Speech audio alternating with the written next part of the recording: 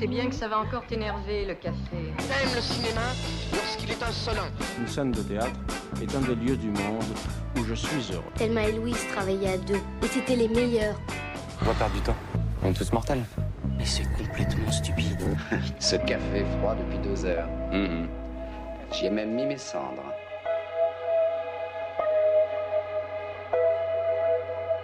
Aujourd'hui, on va parler du film Météore d'Hubert Charuel et Claude Lepape, actuellement au cinéma.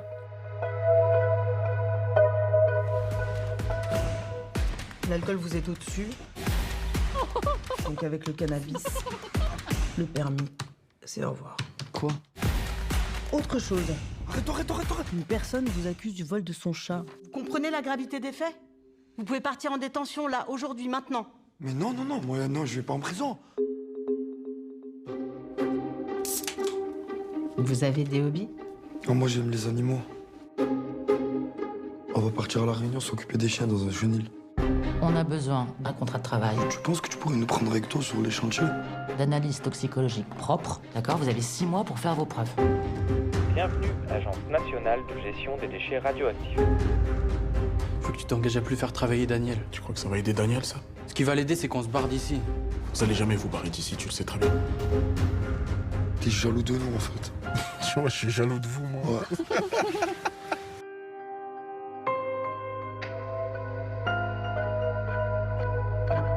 Diagonale du vide, 3 amis inséparables. Tony est devenu le roi du BTP, Mika et Dan les rois de rien du tout.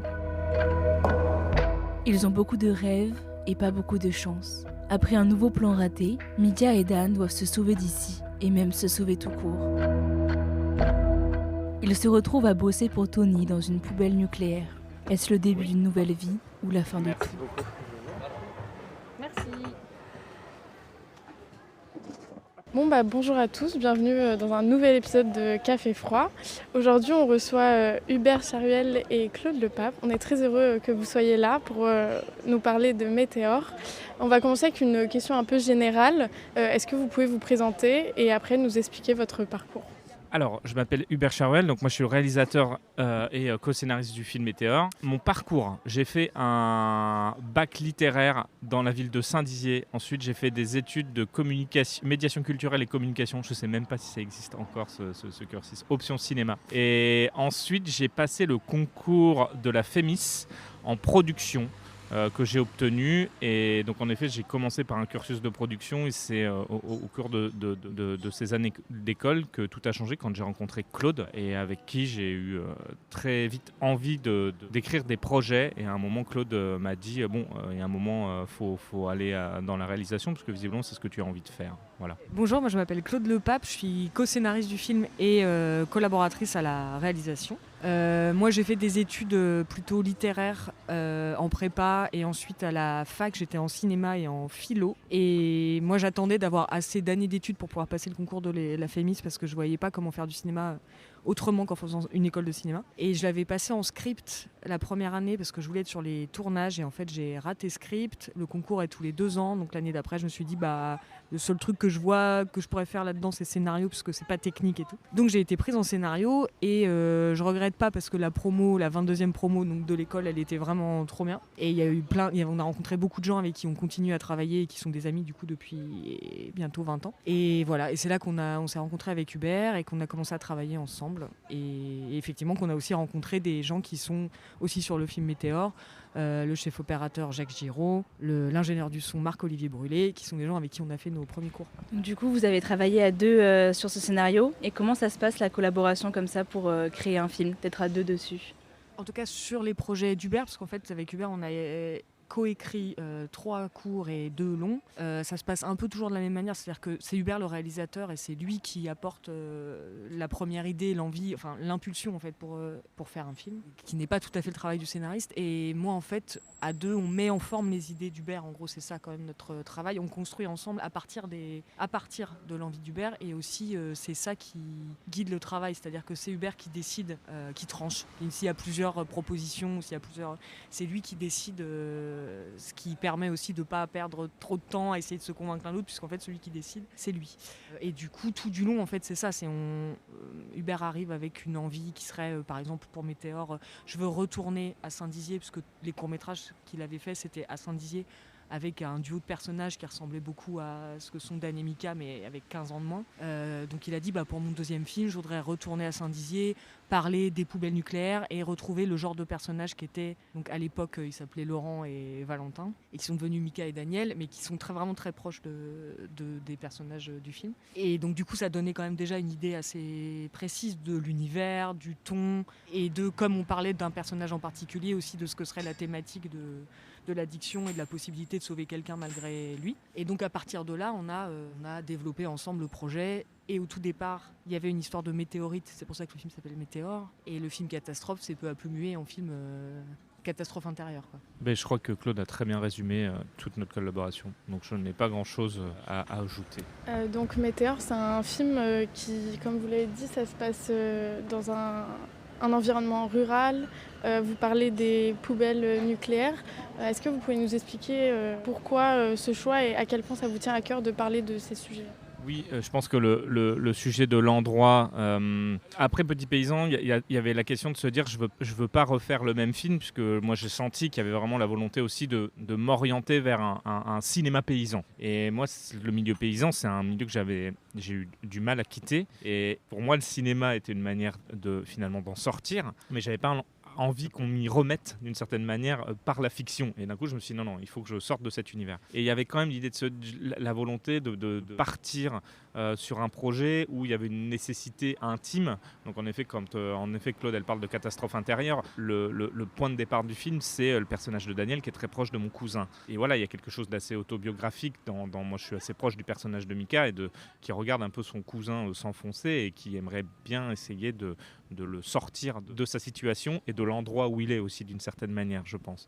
Donc il y avait l'idée de se dire, on parlait aussi de quelque chose d'intime, et la ville de Saint-Dizier, il y a quelque chose d'intime puisque moi c'est l'endroit où j'ai grandi. C'était la ville la plus proche de la ferme de mes parents, c'était là-bas qu'il y avait le cinéma. Et par ailleurs, c'est aussi un endroit où il y a des poubelles nucléaires. Et les poubelles nucléaires n'ont jamais été un sujet quand moi je vivais dedans, parce qu'en effet on en faisait des blagues, les poubelles nucléaires, et qu'il y avait toujours il y a un peu de militants, mais finalement très peu par rapport à la taille du territoire. Et en fait, ça n'a jamais été vraiment un souci, c'était plutôt quelque chose de vu, voilà, on n'est jamais très content d'avoir des poubelles nucléaires à côté de chez soi, mais on voit surtout l'argent que ça ramène sur le territoire. C'est en fait, moi, quand j'ai quitté ce territoire, je me suis rendu compte que quand même, il y avait j'ai commencé à m'y intéresser aussi, plus précisément, et je me suis rendu compte qu'il y avait un vrai problème de je sais pas comment dire, mais on voit en fait plus les inégalités sociales et on commence à comprendre pourquoi ces poubelles elles sont installées ici. Elles sont justement installées ici parce qu'il y a peu de personnes, parce que l'endroit en fait il a besoin de l'argent qui émane de ces centres de stockage de déchets radioactifs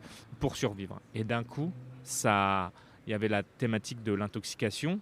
Et donc ça rejoignait l'histoire, moi, de mon cousin et de cette histoire d'intoxication à l'alcool. Et puis d'un coup, on s'est dit que toute cette histoire d'intoxication, elle était un peu partout finalement. Elle était avec les déchets nucléaires sur le territoire, elle était avec l'alcool pour le personnage de Daniel, mais elle était aussi sur le personnage de Tony vis-à-vis du travail et de lui, la dépendance qu'il a par rapport à ce milieu-là. Et ça me parlait aussi d'intoxication, mais aussi de dépendance. Et en effet, il y avait aussi la dépendance qu'ont Mika et Daniel l'un pour l'autre. Oui, justement, c'est des personnages qui ont une très belle relation amicale.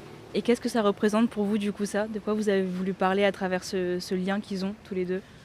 Je crois que justement, ce qu'on voulait, c'était parler d'une histoire d'amitié. Et on voulait plutôt parler d'une histoire d'amour, mais en la sortant de ce qu'on peut imaginer d'histoire d'amour au cinéma. Et nous, on le voit bien, parce que là, comme on le disait tout à l'heure, quand on est arrivé pour vous rejoindre, on a fait énormément d'avant-premières du film, on le présente beaucoup, et souvent, à la fin du film, les gens nous disent « Ah, mais c'est des garçons, c'est une histoire d'amour, mais il n'y a pas de femme, ou il n'y a pas de famille. » Et donc, à chaque fois, nous, on se dit « Bah oui, nous, en fait, on va recentrer sur l'amitié, et à quel point aussi, on peut se construire avec des gens sans que ce soit... une histoire d'amour, c'est pas forcément une romance. Et une histoire d'amour, c'est pas forcément une histoire familiale, ça peut être un autre lien. Et nous, je crois que c'était ça qui nous a un peu guidés aussi à redéfinir qu'est-ce que ça peut être aussi l'amour entre 2 ou 3 garçons et avec quelque chose de qu'est-ce que c'est un couple et sorti de toute norme d'une certaine manière, ou de convention sociale, et donc aussi de convention que le spectateur peut avoir vis-à-vis du film qu'il est en train de regarder. Nous aussi, on a été très touchés par cette relation entre ces trois personnages, et on se demandait aussi comment vous les avez castés et comment vous avez créé ce lien, parce qu'on a l'impression vraiment qu'ils sont amis aussi dans la vraie vie, quoi. En fait, au fur et à mesure de l'écriture, ce que disait Hubert, c'est que vraiment, on s'est dit ce qui est le plus important, c'est le lien qu'ils ont. Alors effectivement, on l'appelle amitié, mais leur relation, leur lien, d'exclusivité, de fusion, de dépendance aussi, de ce que ça a aussi de dangereux pour eux. Et donc on s'est dit vraiment le film, effectivement il y a des poubelles nucléaires, il y a des enjeux techniques. Le film n'est pas que les comédiens dans ce qu'on voit, mais en fait le cœur du film c'est vraiment les comédiens, donc il faut qu'on croie à fond à leur amitié, et aussi que nous on ait autant d'amour pour chacun des trois que ce que eux ont entre eux, quoi. C'est-à-dire qu'on s'est dit nous le casting, parce qu'on avait donc vécu un casting assez long sur Petit Paysan pour trouver Swan Arlo, et au moment où Swan Arlo est arrivé c'était sûr que c'était Swan, et du coup on s'est dit il faut que ça soit cette évidence là pour chacun des trois, et du coup Hubert a fait un long casting classique on va dire, avec un directeur de casting qui a vu tous les comédiens plutôt pas trop connus, c'est-à-dire des comédiens professionnels ou non professionnels, mais quand ils sont professionnels, pas trop connus, et en espérant avoir le même degré de notoriété sur les trois, pour pas qu'il y ait de déséquilibre entre les trois. Ça, c'était le critère de base, de se dire voilà, des garçons entre 25 et 35 ans qui ont l'air d'avoir exactement le même âge, parce que au début, très longtemps, c'était des amis d'enfance. Et on les voyait petits, donc on s'est dit adultes ils peuvent pas avoir l'air d'avoir 10 ans d'écart, parce que notamment on va les voir petits, donc on verra quel âge ils ont vraiment. Et dans cette longue période où ils ont vu en duo, en trio, c'est-à-dire que les comédiens pouvaient passer sur plusieurs rôles à la fois pour essayer de trouver la meilleure combinaison, en fait la seule personne, mais c'est pas rien, qui est arrivée comme ça, c'est Salif Cissé pour jouer Tony, et c'était un peu pas ce qu'on attendait en tout cas d'un terme pratique, parce qu'on s'est dit commencer par le personnage qui est finalement le moins présent à l'écran, c'était pas ce qu'on espérait, mais c'est très bien, c'est ça qui arrive, donc c'est Salif et c'est Tony, et du coup fallait construire autour de Tony, quoi. Et dans les comédiens qui ont joué avec lui, il y avait personne où on s'est dit on aime autant, enfin en tout cas c'est aussi évident pour tel personnage, tel acteur que Salif dans Tony. Donc voilà, donc au bout de 6 mois, il y avait Salif, et du coup on essayait de regarder des films et tout pour dire peut-être qu'il y a des gens qu'on n'a pas vus, et c'est en voyant le film de Anna Novion qui s'appelle Le Théorème de Marguerite, sur une étudiante en maths, et Idir Azougli a un mini-rôle, en fait il joue 2 scènes, et où il joue un personnage qui n'est pas du tout Daniel, mais où il a un truc extrêmement singulier, hyper doux, hyper drôle, en faisant pas grand chose, et vraiment étrange, gracieux, quoi. Et on s'est dit c'est quelqu'un comme ça qu'il nous faut pour Daniel, quelqu'un qui ait cette espèce de poésie, lui, quoi, un peu. Et donc on l'a fait venir de Marseille en insistant beaucoup, parce que je crois que c'était compliqué pour lui de venir en casting, il était sur d'autres projets et tout. Et quand on l'a vu et qu'il a fait des essais, c'était en fait là il y a un truc, et c'est un peu magique les castings pour ça, c'est qu'il y a même une sensation physique, un peu comme un truc d'amour amical, mais de trucs où on se dit vraiment cette personne elle nous plaît, vraiment il faut que ce soit lui. Donc on avait Salif, Idir, et toujours pas de Mika, et vraiment on disait toujours pas de Mika. Et Hubert s'est dit moi il y a quand même quelqu'un qui me reste en tête, c'est Paul Kircher qu'on avait vu dans le film de Thomas Caillet, qui est donc un ami de l'école, donc dans Le Règne animal, et où dans Le Règne animal en plus il joue vraiment un ado, donc on s'est dit le problème c'est quand même qu'il a l'air extrêmement jeune, et que il fait beaucoup trop jeune, et on s'est dit mais en même temps faut pas avoir de regrets, il faut le voir, et peut-être que on fera avec ça. Et pareil, quand il est arrivé, il avait discuté avec Hubert avant, il a fait des essais, après vous êtes allés vous revoir et tout, mais en 4 minutes en fait, on se dit mais c'est sûr, en tout cas on veut que ce soit lui, on veut le filmer pendant 2 mois, et Mika il faut que ce soit lui, il faut qu'il ait cette étrangeté hyper gracieuse aussi. Donc on avait les 3, donc chacun des 3 on était là, waouh ils sont trop bien, mais comment ça marche après eux ensemble, sachant que ils se connaissaient pas du tout, ils viennent pas du tout du même milieu, ils viennent pas du tout du même genre de cinéma non plus. Salif lui en fait il était, lui vient de la Courneuve, mais il a fait le conservatoire de théâtre, donc du coup lui il était vraiment d'une formation extrêmement classique. Il avait joué dans le film de Guillaume Braque, donc c'était comme ça qu'on l'avait vu avant. Idir, lui, vient du casting sauvage, il avait été repéré pour Scheherazade dans la rue, et après il a fait beaucoup de rôles en série, etc. Mais donc il n'avait jamais croisé Paul ou Salif. Et Paul, lui, vient d'une famille de cinéma, donc c'est vraiment des profils hyper différents, et on s'est dit pour faire croire que ils sont tous les 3 pas de Saint-Dizier en tout cas, mais qui vivent à Saint-Dizier et qui se connaissent très bien.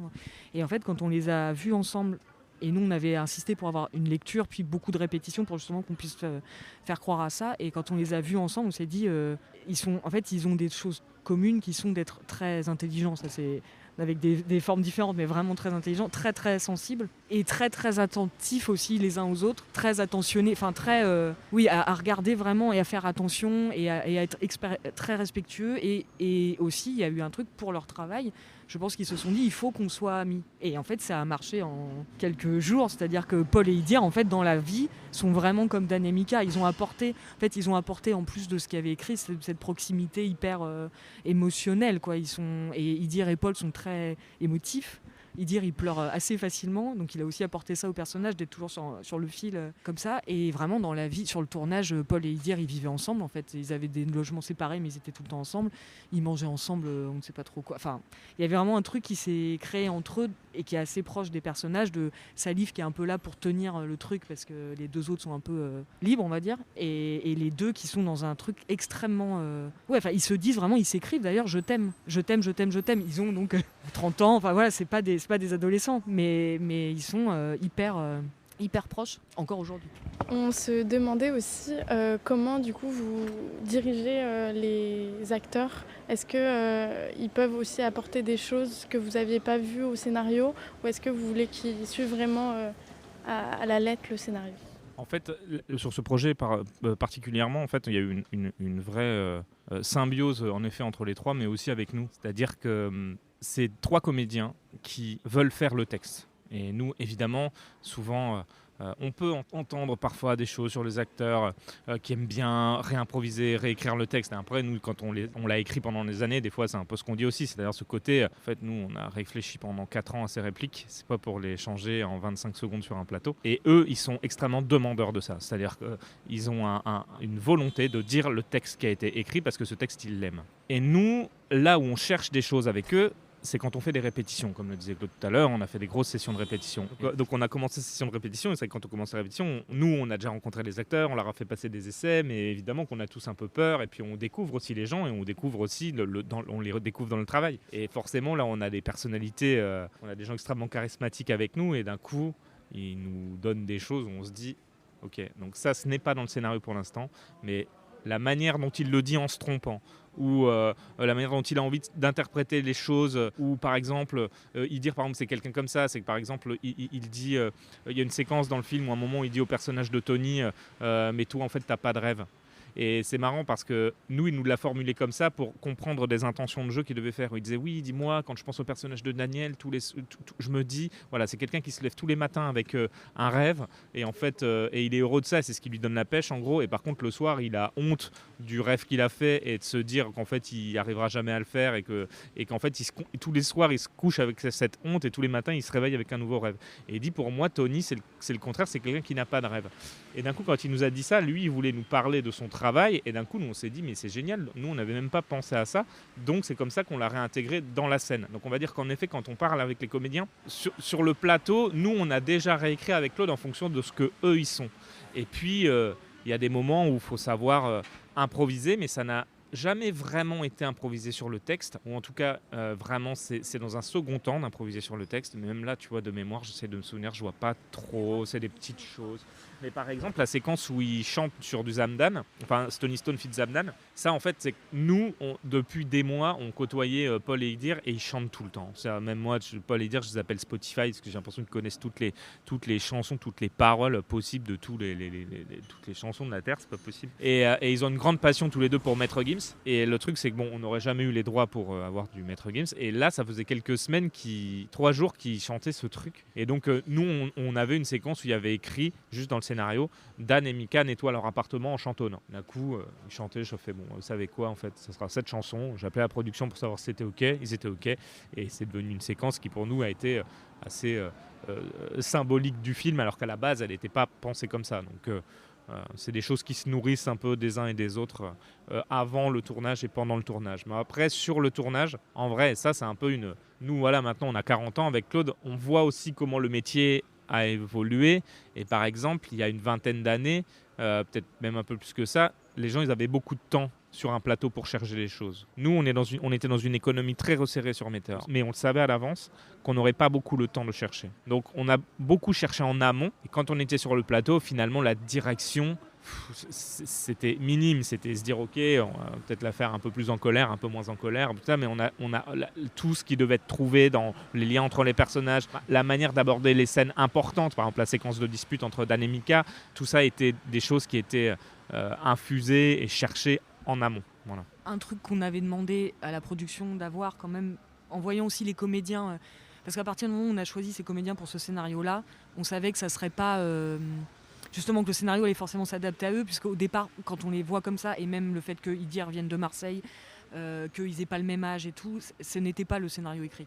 Le scénario écrit, c'était pas ça. Donc du coup, on s'est dit, à partir du moment où on choisit ces gens-là, c'est le scénario qui va s'adapter aussi à eux et ça va pas être cadenassé. En fait, ils ne correspondent pas exactement à ce qui est écrit. Donc on va faire une rencontre entre ce qui est écrit et ce qu'ils sont, et c'est ça qui donne les personnages qu'on voit. Et du coup, aussi, quand on a vu la manière qu'ont Paul et Idir de jouer, c'est-à-dire que c'est pas vraiment de l'impro, mais par contre, ils ne refont jamais la même chose. Idir peut-être un peu plus, mais ils ne refont jamais la même chose. Il y a un truc extrêmement libre et fluide, etc., et qui est un peu compliqué techniquement à certains postes, donc à l'image, pour la script et tout, c'est que vraiment ils ne refont pas la même chose, ils sont pas au même endroit, ils prennent pas la même main pour... Et on s'est dit, pour garder ce qu'il y a entre eux sans le couper, en fait il faut qu'on ait 2 caméras pour avoir tout ce qu'ils font à 2 et ne jamais nous mettre entre les deux et pouvoir se dire qu'on respecte aussi le rythme qu'ils ont, parce qu'ils étaient aussi très dépendants dans leur jeu de ce que faisait l'autre. C'est-à-dire que vraiment, si Paul était en mood un peu mou triste en face, évidemment Idir se mettait sur le même diapason, mais il y avait vraiment un truc qui se répondait comme ça. On était en montage, en fait, si on n'a pas Idir triste face à Paul triste, on ne pourra jamais le retrouver autrement. Donc il y avait le double caméra pour ça, et aussi pour les séquences où ils sont avec des non-pros, où il y en a beaucoup. L'avocate, la juge, les policiers, c'est Valentin, donc la muse d'Hubert qui joue un des policiers. C'est l'assistante Réa qui joue une policière, c'est la directrice de production qui joue la juge, c'est la femme de ma cousine qui joue l'avocate. Et du coup, pour aussi que les non-pros soient aussi très à l'aise dans la possibilité de se tromper, de rajouter des choses et tout, il y avait une double caméra. Il y avait une caméra sur Paul et Idir et une caméra sur les gens qui jouaient avec eux. Et comme ça, ils pouvaient encore une fois jouer ensemble sans se soucier de la technique et sans se dire il faudra que je refasse pareil parce qu'à un moment il a fait ça, etc. Mais du coup, on s'est dit, c'est un moyen de en tout cas ce que les comédiens ont réussi à créer entre eux et avec les non-pros et tout, de pouvoir l'avoir sans artificialité, en fait, en se disant voilà, le dispositif c'est ça, c'est créer un espace pour que vous puissiez jouer dans tous les sens du terme, jouer librement et du coup faire ce que vous voulez, et s'il y a trop de temps c'est pas grave, s'il y en a pas assez, voilà, pour qu'ils puissent vraiment jouer. Nous, c'est aussi un film qui nous a touchés parce qu'il joue sur plusieurs registres, notamment le début est très drôle et après on a un peu une bascule. Donc on se demandait un peu comment vous avez construit ça, cette oscillation entre un truc très comique, très léger, très vivant et quelque chose de beaucoup plus dramatique et profond. En fait, pour recontextualiser le truc, c'est que Météor est proche des 2 premiers courts-métrages que nous avons fait avec Claude. Donc Diagonale du vide et Canada, qui étaient en effet sur ce terrain, qui étaient tournés à Saint-Dizier et qui étaient 2 comédies. Diagonale du vide était un film de fin d'études, ça c'était les films qu'on faisait à l'école. Et il y avait déjà aussi ces duos de personnages donc, qui avaient 16 ans, 17 ans, et 17 ans parce qu'ils passaient leur bac. Et puis on les reprenait quelques années plus tard. C'était pas les mêmes personnages, mais ça inspirait à peu près des mêmes types de persos. Et il y avait un truc qui était peut-être un poil plus dramatique, mais ça restait quand même des comédies. Il parlait aussi du territoire, de l'addiction, de drogue, d'alcool. Tout ça était déjà là en fait dans le film, mais sur un ton comique. Et finalement, il s'est passé 10 ans entre ce court-métrage et entre-temps, il y a eu Petit Paysan et ensuite, je fais ce nouveau long-métrage. Et il y avait vraiment l'idée de se dire, il y a quelque chose qui est beaucoup moins drôle qu'à une certaine époque. Et je crois que la phrase qui revenait à chaque fois, c'était « fini de rire ». Et donc, on voulait un peu partir aussi de cet esprit qu'on avait mis, nous, dans nos premiers courts-métrages. À chaque fois, c'est ce truc très comique. C'était aussi des trucs avec des voitures à chaque fois. Et en effet, il y a ce truc de un peu casser la voiture et se dire, maintenant, il y a une bascule. Et après, cette histoire de mélange des tons, c'est quelque chose qu'on avait déjà, j'avais déjà testé dans mon premier court-métrage. Et surtout, c'était aussi quelque chose avec lequel on aimait jouer, nous, sur le long-métrage qu'on avait fait, Petit Paysan. Oui, donc en effet, il y avait ce truc donc, de se dire, en fait, on doit être proche de ces personnages. Et pour nous, la comédie est quelque chose qui nous met tout de suite, qui nous met dans leur proximité à eux. basculer dans la comédie, c'est des personnages qui nous font rire et tout de suite ça crée un sentiment de, comment on dit, d'amabilité, je sais pas comment dire, mais de proximité. On rit avec eux, on rit de leurs bêtises et d'un coup tout de suite ça crée entre le spectateur et le personnage une proximité. Et c'est ça qui fait à mon avis qu'on a essayé de créer en tout cas et qui fait d'autant plus mal quand on bascule dans le versant dramatique. Et parce que ça j'ai l'impression que c'est le cas quand on est avec des proches et que les gens qui nous font le plus rire sont aussi parfois les gens qui nous le font plus pleurer d'une certaine manière. Donc c'était un peu dans la bascule, il y avait en tout cas cette idée de jouer un peu avec ces émotions-là. Et je pense que sur la thématique de l'addiction, que ce soit Claude ou moi, parce que là on parle beaucoup de mon cousin, mais on a tous les deux été confrontés à des proches et leurs addictions. Et il y a toujours une peur, il y a toujours la peur de la disparition, la peur qu'il arrive quelque chose de grave, la peur de l'accident. Et donc c'était un peu toutes ces émotions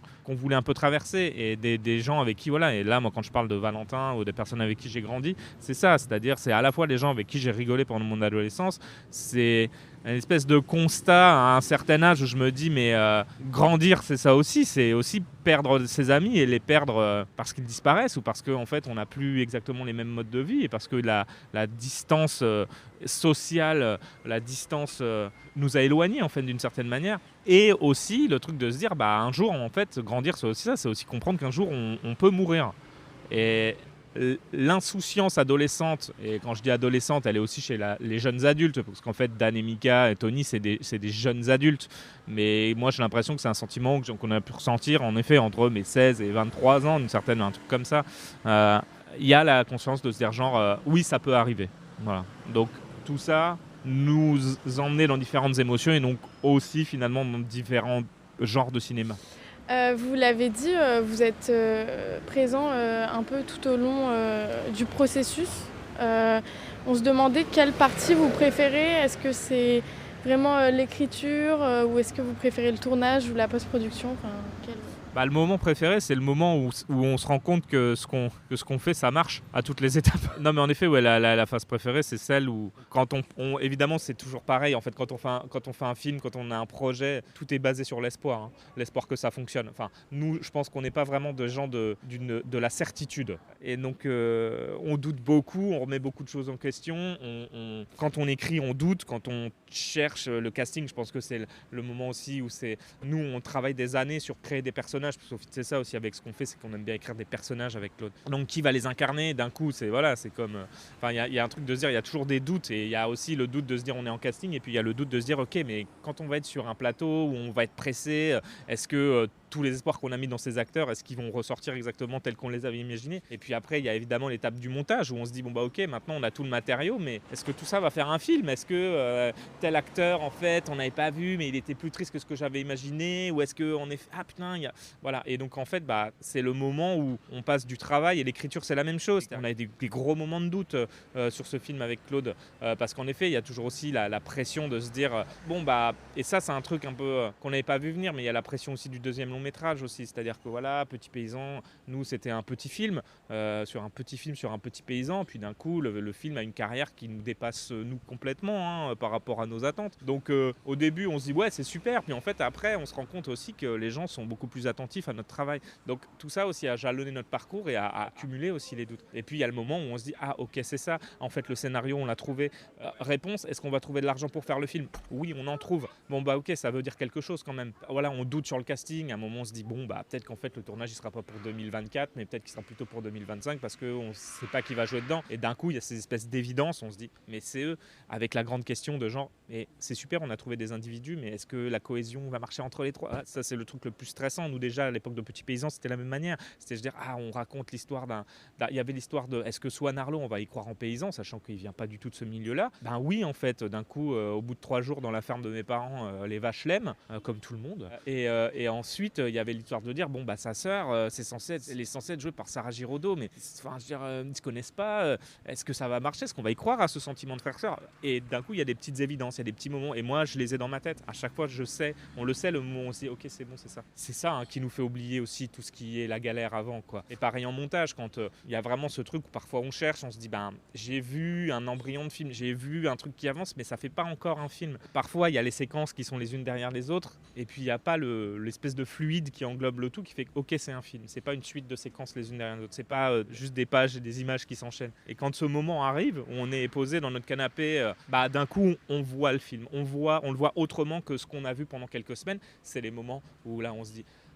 Ok, et on souffle aussi parce qu'on se dit voilà, ça fait des années maintenant qu'on travaille là-dessus. C'était ça et ça existait, on a eu raison d'y croire. Donc c'est ça qui nous porte. C'est très long comme réponse, pardon. Oui, vous avez parlé justement du travail sur Petit Paysan, c'était donc en 2017 et on se demandait un peu, là ce film-là il sort en 2025 et qu'est-ce qui se passe en fait entre les deux films? Est-ce qu'il y a besoin d'une pause? Comment on repart? Comment on reconstruit un projet? Comment la transition elle se fait un peu comme ça? En fait sur Petit Paysan, en effet, ce que je disais tout à l'heure, c'est ça, c'est que le film a été un succès inattendu et puis il y a eu un moment cette prise de conscience de se dire en fait tout le monde me demande aussi, puisque aussi quand le film fonctionne, il y a un truc de se dire on fait beaucoup d'avant-première, on va beaucoup présenter le film. Et moi je me suis dit franchement un truc comme ça se trouve ça se présentera qu'une seule fois dans ma vie, j'en suis très conscient, donc faut y aller à fond quoi. Donc j'ai accompagné le film pendant 2 ans à sa sortie, entre les sorties nationales, les avant-premières, les sorties à l'international, et aussi je suis allé même, parce qu'à un moment on m'a dit le film va intégrer le dispositif lycéen au cinéma, et donc ça on se dit ok, donc c'est aussi un autre public, ça va être, il y a un truc un peu de transmission, et donc je suis allé faire les formations des professeurs dans les régions, donc tout ça m'a emmené sur 2 ans d'accompagnement du film. Après il y a en effet le moment un peu de se poser, de se dire qu'est-ce qu'on raconte maintenant, il y a le moment de douter aussi, en effet comme on a dit aussi un peu avec Claude, il y a un moment moi j'avais envie de raconter une histoire de météorite, et puis il y a le moment où on essaye de développer un maximum cette histoire-là avant de se rendre compte qu'en fait c'est pas cette histoire-là que j'ai envie de raconter. Et puis il y a aussi un truc qui a tout changé, c'est le Covid. Et genre c'est pas comme si, je vais prendre un exemple très simple, si j'avais dans l'idée de faire un film historique, je pense que le Covid n'impactait pas vraiment ma capacité à écrire. Mais là, moi je voulais faire quelque chose d'ancré dans le réel et dans son époque. Et d'un coup, le Covid a été une espèce d'énorme moment de pause où ça m'a un peu paralysé d'une certaine manière. En fait, ça c'est la partie négative. La partie positive, c'est que comme beaucoup de gens, il y a un moment, il y a eu une espèce de réflexion beaucoup plus large sur notre vie et de se dire ok, mais c'est ok, voilà, le Covid, ok, cette espèce de pause mondiale sur notre société et comment on le vit. Et du coup aussi, il y a eu un moment un peu de recentrage, à dire ok, c'est quoi les trucs importants dans la vie. Mais en effet, sur l'écriture, il y a eu ce truc un peu bloquant d'une certaine manière, qui était, moi je vois pas quoi écrire pendant le Covid et juste après le Covid, parce que je ne sais pas à quoi va ressembler le monde d'ici quelques années. Et même nous, je me souviens que quand on commençait un peu à écrire, on se disait mais qu'est-ce qu'on fait, parce qu'il y a eu le Covid, et puis en effet, il y a le Covid, les couvre-feux et tout ça. Et à dire mais qu'est-ce qu'on fait? Est-ce que les personnages, on va leur mettre des masques chirurgicaux tout le temps ou pas, alors qu'en fait voilà, aujourd'hui voilà, c'était il y a 5 ans, les masques chirurgicaux il y en a plus, enfin on croise, mais c'est plus une norme maintenant quoi. Et donc ça, moi je sentais qu'il y avait un truc où se dire faut un peu attendre aussi, de se dire est-ce que ça a du sens de raconter ce qu'on va raconter et dans quel monde on va être, on sait pas. Il y a eu aussi ce temps d'attente là aussi quoi, de se dire ok, revoyons à quel tournant prend le monde et est-ce que notre histoire elle colle encore à l'intérieur quoi. Donc il y a eu ça, et moi j'ai fait, oui c'est ça, mais j'oublie ça aussi, c'est que aussi j'ai fait un documentaire juste après Petit Paysan où j'ai fait un documentaire qui s'appelle Les vaches n'auront plus de nom, qui est quelque chose de beaucoup plus intime, qu'on a fait avec très peu de budget, que moi je voulais pas sortir au cinéma parce que justement comme je disais, c'est un peu le moment aussi j'ai senti qu'il fallait se méfier à trop faire de films sur le paysan. Je pouvais un peu me catégoriser comme le réalisateur enfant de paysan qui va faire des films sur les paysans, et donc ça m'a repris une année aussi, donc voilà, tout ça fait que ça fait beaucoup d'années à la fin. En vrai, moi je voudrais bien juste revenir parce que du coup c'est un film sur la jeunesse et en tout cas nous on l'a interprété aussi pour la jeunesse. En tout cas on sait et du coup il y a des, vous l'avez évoqué tout à l'heure, mais que du coup vous aviez déjà fait des courts-métrages là-dessus et comment les réalités sociales et écologiques aussi vont influencer la nouvelle écriture de Météor, et quel est le message que vous envoyez aussi à la jeunesse dans toute cette histoire? Moi ce que je dis à chaque fois, c'est que moi la jeunesse je la trouve extrêmement courageuse. En fait il y a 2 choses, il y a que j'avais envie de parler de la jeunesse, et il y a un moment pendant qu'on faisait le projet, j'avais le sentiment à un moment de me dire je raconte une jeunesse très particulière qui est, comme on le disait, un peu cette jeunesse un peu perdue de la diagonale du vide. En fait, je me suis rendu compte que non, en fait, ça n'a pas vraiment changé, et c'est que en fait, c'est pareil partout. Et moi, je crois qu'en effet, le message, il est moi, j'ai beaucoup d'inquiétudes, évidemment, et je crois qu'on en est tous là. Tu parles d'environnement, on parle de aussi où est-ce qu'on en est aujourd'hui, c'est quoi la démocratie, on voit, enfin je veux dire, là tout ce qu'on voit autour de nous c'est extrêmement inquiétant d'une certaine manière. Donc quand je disais la jeunesse, je la trouve extrêmement courageuse, c'est que je me dis mais grandir à notre époque, c'est dur. Je trouve.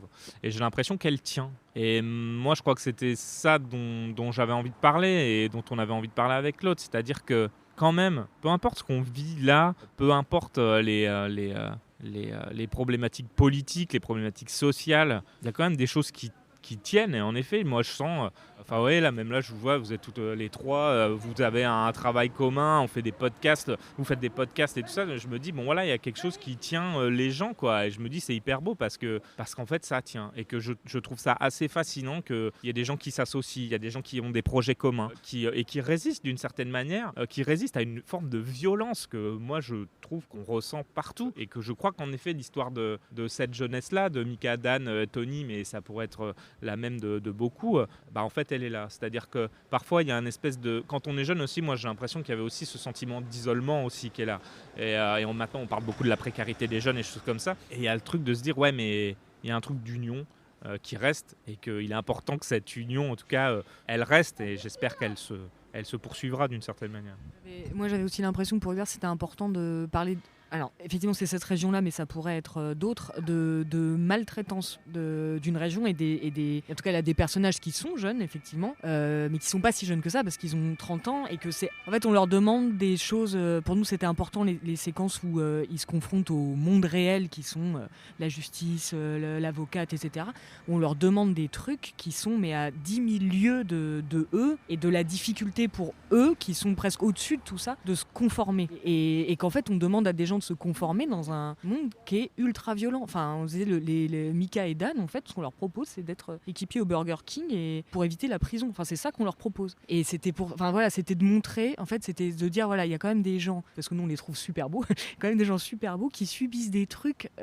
Ouais, en fait, c'était regardez ce qu'on fait, parce que regardez ce qu'on fait et qu'on trouve que c'est normal, qu'il y a des gens qui doivent se battre à ce point-là pour juste avoir le droit de juste être là. Et il y avait aussi de se dire dans la jeunesse de ce que nous on voit, c'est qu'il y a aussi ce qu'on espère, des formes de liens effectivement qui sont pas des schémas de couple hétérosexuel propre, bien, où il faut avoir un enfant à 30 ans et tout, et de montrer là du coup 3 personnes qui rentrent pas dans ces schémas-là, parce qu'on voit Tony avec ses enfants, on sait même pas trop avec qui il les a ou quoi, et les deux qui vivent comme ça et qui n'ont pas, parce que c'est ça aussi qui nous a dans les débats parfois il y avait des gens qui disaient ah oui ça irait mieux s'ils rencontraient une femme, et non, en fait ce n'est pas leur but, ce n'est pas ce qu'ils veulent c'est partir tous les deux, et c'est pas une vie qui vaut moins que ce que vous croyez vous, en fait elle est très bien leur vie, et voilà, ils ont le droit d'avoir d'autres rêves, quoi. Enfin, nous on avait l'impression que le film c'était aussi de dire vous avez le droit d'avoir, enfin les gens ont le droit d'avoir leurs rêves, qu'on respecte leurs rêves et qu'on arrête de les traiter mal et de mal les considérer et surtout de leur imposer des trucs injustes, quoi. Enfin voilà. Moi j'avais une question un peu spécifique. J'avais une question à propos de la fin parce que on a du coup tout le film qui est très dramatique quand même, qui nous brise le cœur à la fin, et pourquoi le choix de finir justement sur ce fond vert, je sais pas trop comment vous l'avez fait, avec cette musique. Ça vient là comme un petit moment plus léger pour finir ce film. Pourquoi vous avez choisi cette fin ? Alors la fin, déjà la lettre et le fait que la fin ça allait être, on voit chacun des 3 dans leur vie, que Tony sur un chantier qui n'est plus les poubelles, Mika chez lui après avoir trouvé une carpe, Sandan et Daniel quelque part, parce qu'en fait au scénario et au tournage le quelque part c'était assez clairement là où il avait dit, enfin là où on pense qu'il est, c'est-à-dire dans une cure avec des chevaux. Enfin pour nous il était dans un champ avec des chevaux et du soleil. Ses cheveux avaient poussé, tout allait bien. Et en fait, là, c'est à la fois des contraintes de tournage qui nous ont emmenés vers quelque chose que nous, on pensait en fait plus juste, qui est que, en fait, on était en novembre à Saint-Dizier et tout, et des paysages qui manifestent un ailleurs une autre saison, un autre endroit, un autre état, en fait, il n'y en a pas. Et en fait, on nous a dit, mais vous n'aurez jamais le budget pour aller soit vraiment très très loin, soit tourner dans 6 mois quelque chose qui fera autre saison, une sorte de renouveau de quelque chose. Et il y avait des fonds verts là où on tournait, parce qu'on tournait les poubelles nucléaires, et c'était les derniers jours de tournage, donc il y avait le dernier jour de tournage, donc il y avait quelque chose qui se terminait, et on était là, on a 1 heure en gros sur le plan de travail, on peut filmer Idir qui passe son temps à danser là, on va le filmer devant un fond vert, il danse sur Zamdan, sur Zamdan, et puis il dira ciao Mika comme à la fin de sa lettre, et du coup il joue le côté je danse, et en même temps il y a quelque chose qui est effectivement qui le rend triste, c'est de se dire qu'il verra plus Mika. Et sur ce fond vert, Hubert il avait dit on mettra des chiens, on verra bien ce qu'on mettra. Et en fait au montage il y avait l'idée de se dire en fait on sait pas exactement où il est. On voulait jouer l'idée qu'on n'allait pas faire un fond vert réaliste comme il y en avait dans le film par ailleurs, et que donc là le fond vert joue comme un fond vert, donc ça c'était aussi l'idée de se dire on va mettre des plans de palmiers qu'en plus on a vu qui étaient aussi dans 4 mariages et une lune de miel, donc c'est vraiment la base en fait de palmiers quoi. Si on veut des palmiers en fait on tombe sur ce plan, donc c'est ce plan là, et le mettre dans les étoiles pour un signe de il est dans un ailleurs, est-ce que c'est une projection de Mika, est-ce que c'est une projection du spectateur, est-ce qu'il est mort, pas mort. Et la musique qui du coup souligne le côté qu'il y a un décalage, c'est après avoir fait des essais, parce que toute cette fin en fait il y avait une musique qui partait en gros de la lecture de la lettre pour arriver jusqu'au générique, et des musiques beaucoup plus instrumentales, connues ou pas d'ailleurs, et en fait c'est le distributeur lui qui a demandé, la seule chose qu'il a demandé sur la musique et sur le film, c'était que la musique de fin soit autre chose, et il avait dit pourquoi pas essayer une musique connue, ce qui est un peu compliqué ça quand on dit ça au producteur, parce que ça se paye une musique connue, et donc c'était parce que donc il y a des espèces de deadline là, c'était les envois pour être sélectionné ou pas à Cannes, et donc la dernière journée en fait avec Hubert et sa monteuse ont fait des essais avec tout et n'importe quoi, faut quand même le dire. On allait souvent sur des trucs un peu trop pathos quoi. Un peu trop, justement même tonalité pour le coup, triste ou oui en tout cas intense on va dire. Et à un moment en fait la chanson d'Attic Petite Étoile, elle était à un moment dans le scénario il y a très longtemps, quand en fait Mika allait faire des petites piges et couvrait une chorale, et la chorale chantait Petite Étoile, donc il y avait quand même mais c'était il y a longtemps, hein, c'était genre il y a 5 ans. Et là du coup Hubert et Julie Picoulot la monteuse ont fait un essai avec Attic la Petite Étoile, au grand désespoir de l'assistant monteur qui vraiment pour le coup est quand même beaucoup plus calé musique que nous, et qui était quand même, parce que lui il a trouvé Maxime Denuc donc qui fait la musique de l'orgue, il a trouvé les Pamela donc qui sont à l'ouverture et tout. Donc bon, Attic c'est pas ce qu'il espérait mettre sur le film. Et en fait, les deux là, ils étaient, mais parce que moi je les ai rejoints parce qu'ils étaient là, ils étaient tout fous parce qu'ils avaient trouvé un truc quoi. Et donc moi la chanson je la connais très bien, donc dès la première note je fais mais c'est pas vrai, ils ont pas fait ça. Et si, en fait la musique pour nous elle assumait 2 choses, le fait que c'était vraiment une histoire d'amour, puisqu'en fait là c'est quand même ça que ça raconte, et que donc peut-être qu'un jour ils se retrouveront pas. Et le côté en fait Daniel c'est ça, c'est que Daniel en fait, Hubert c'est comme s'il faisait une dernière blague, et en même temps une blague finalement comme il est, c'est-à-dire extrêmement pris au sérieux, puisque au début il danse là-dessus, et à la fin quand il regarde la caméra et qu'il y a vraiment un truc sur la séparation et peut-être les retrouvailles, il y a un truc extrêmement premier degré et d'incertitude sur son état à lui. Donc c'était vraiment d'assumer le côté à la fois irréaliste de cette fin, en tout cas il n'y a pas d'ancrage réel, et l'émotion décalée que peut donner une chanson qui pour nous était un truc très effectivement que les enfants chantent, qui est un truc vraiment de lover de base, et qui là prend une autre dimension quoi. Mais nous on a eu des retours, c'est marrant parce que une spectatrice qui nous a dit qu'elle avait, qu'on savait pas évidemment, qu'elle avait perdu son compagnon d'addiction, et elle a dit quand j'ai vu Daniel à la fin, elle a fait c'est comme si c'était mon ex qui était venu me faire coucou quoi, et me dire que ça va. Et du coup il y avait cette dimension effectivement de l'au-delà, d'autres choses, et de trucs un peu rigolos et un peu pas rigolos. Et donc nous on a l'habitude de finir nos épisodes avec une recoculture, donc si vous avez quelque chose à recommander, ça peut être autant du cinéma que du théâtre, de la musique, de la littérature, c'est très libre.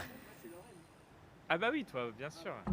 Ma recoculture qui me fait toutes mes soirées et tout. C'est à peu près tout ce que fait Lorraine Marx. Donc moi je la connaissais sur Instagram, je la connaissais par ses podcasts, et donc par tout ce qu'elle fait qui n'est pas vraiment son métier, à savoir autrice et metteuse en scène et actrice. Et du coup moi je l'ai vue sur scène pendant le festival d'automne là, donc il y a quelques semaines, et je la trouve vraiment géniale. Donc je pense que si vous avez la chance d'aller voir Lorraine Marx sur scène, il faut vraiment pas la laisser passer.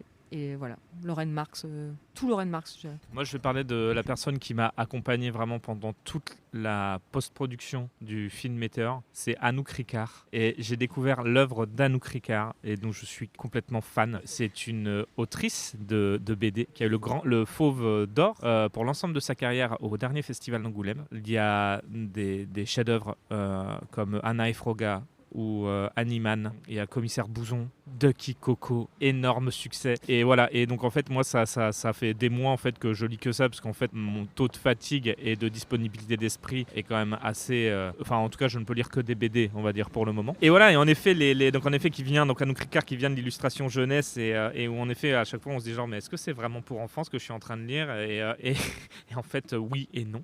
Et voilà, il y a beaucoup de poésie, et surtout je crois que c'est dans mes plus gros fous rires de allonger en mode livre de chevet. Je crois que voilà, j'en ai réveillé Claude la nuit tellement je pleurais de rire tout seul dans mon lit. Donc voilà, ce sera. Et oui, et c'est vrai que Guiguit dans Ducky Coco m'a beaucoup ému. Voilà. Il y a un mini lien quand même, plus qu'avec Lorraine Marx, je pense, mais bon, quoique. C'est qu'il y a beaucoup de duos chez Anouk Ricard, et des duos de gens dont on ne connaît pas exactement le statut amical, amoureux, familial, et qui ne sont pas de la même espèce, qui sont une espèce de chiens, d'oiseaux, de Kikoko, donc qui a fait pleurer Hubert. C'est un canard cow-boy avec son cheval, quoi. Son cheval Guiguit, qui a choisi le nom Guiguit car le cheval s'appelait Steven et ça ne lui plaît pas, donc il préfère s'appeler Guiguit. Et voilà, par exemple, c'est ça l'esprit. Et voilà, et c'est leurs petites aventures au Far West. Voilà, ce niveau de Far West en tant que canard cowboy, et des dessins extrêmement naïfs. Enfin, c'est vraiment, ça joue la BD comme quand la BD vraiment des années 60, vraiment les traits de l'ancienne BD, on va dire, avec des gags par page, enfin vraiment à l'ancienne. Voilà. Et Anouk Ricard qui a donc par ailleurs annoncé son boycott du Festival d'Angoulême suite et fin de tous les problèmes de gérance et de violence au sein de l'institution, qui a manifesté qu'elle ne participerait pas à l'exposition en son honneur, donc il n'existera pas. Parce que quand on a le Fauve, après on a l'exposition en son honneur, et elle a annoncé qu'elle boycotterait, et que beaucoup boycottaient, vu qu'il y a quand même un gros problème de parité, de violence sexuelle, de violence tout court à Angoulême. Donc c'est une personne, à travers des œuvres absolument pas engagées, qui l'est par ailleurs. Merci beaucoup. Merci à vous. Et voilà, c'est la fin de cet épisode. Merci à vous de l'avoir écouté jusqu'au bout. Et encore merci à Hubert Charuel et Claude Lepape d'avoir pris le temps de répondre à nos questions. On se retrouve bientôt pour un nouvel épisode.